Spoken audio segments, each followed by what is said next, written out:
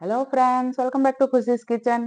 Morning breakfast માટે ઇડલીનું better perfect કેવી રીતે બનશે, ઇડલી સોફ્ટ અને સ્પોન્જી કેવી રીતે બનશે, તેમજ કેટલી મિનિટ માટે કૂક કરવી વગેરે જેવા સવાલોના સમાધાન સાથે હું ખુશી આજે ખુશીસ કિચનમાં તમારી સાથે દાળ ચોખામાંથી બનતી સોફ્ટ સ્પોન્જી ઇડલી અને સાથે કોકોનટ ચટણીની રેસીપી શેર કરીશ.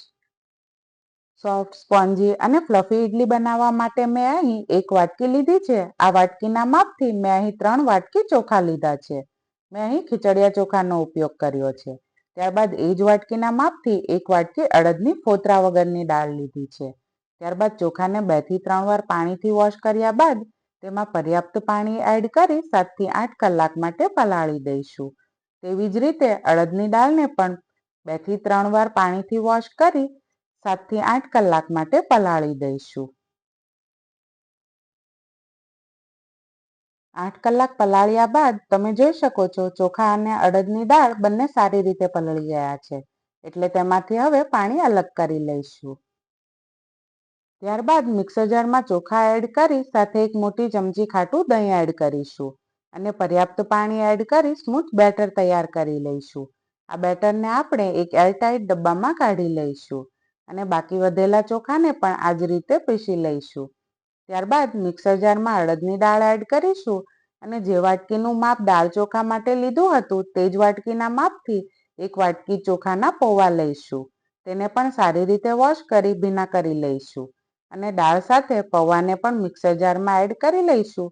તેમજ પર્યાપ્ત પાણી સાથે તેનું પણ સ્મૂથ બેટર તૈયાર કરી ડબ્બામાં કાઢી લઈશું. હવે બેટરને થોડીક વાર માટે ચલાવી લઈશું અને ડબ્બાને બંધ કરી ઓવરનાઇટ કે 8 થી 10 કલાક માટે ગરમ જગ્યા પર મૂકી દઈશું. બેટરમાં ફર્મેન્ટેશનનો ટાઈમ ઠંડી અને ગરમીની ઋતુમાં અલગ અલગ હોય છે.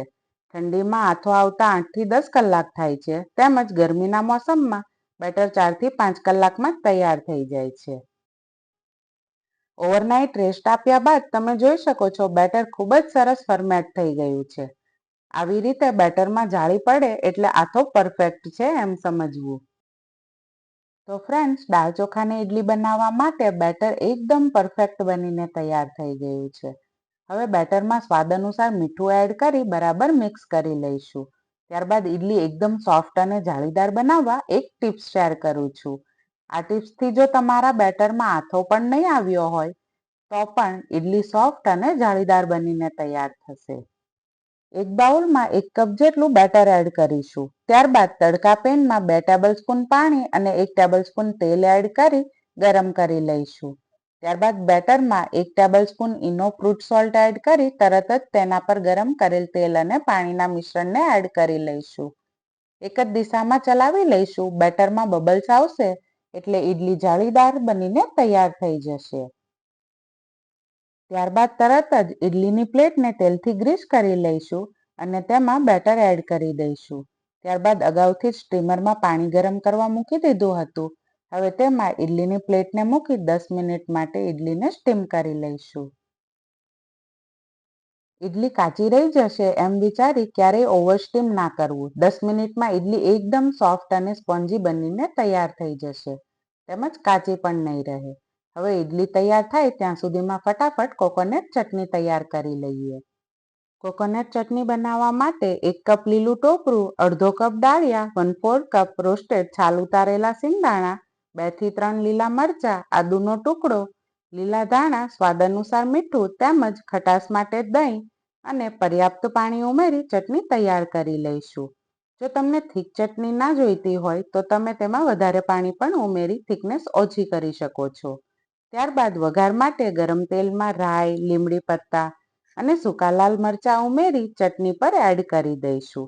એટલે સાઉથ ઇન્ડિયન કોકોનટ ચટણી બનીને તૈયાર થઈ જશે. ઇડલી સાથે આ ચટણી મળી જાય તો સાંભારની પણ જરૂર નહીં પડે.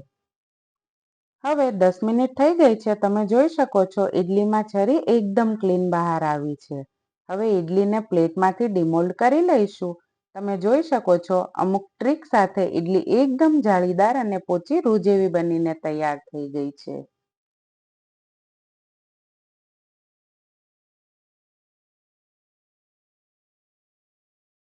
આ ગરમા ગરમ પોચી રૂ જેવી ઈડલીને સાઉથ ઇન્ડિયન કોકોનટ ચટણી સાથે સર્વ કરી દઈશું.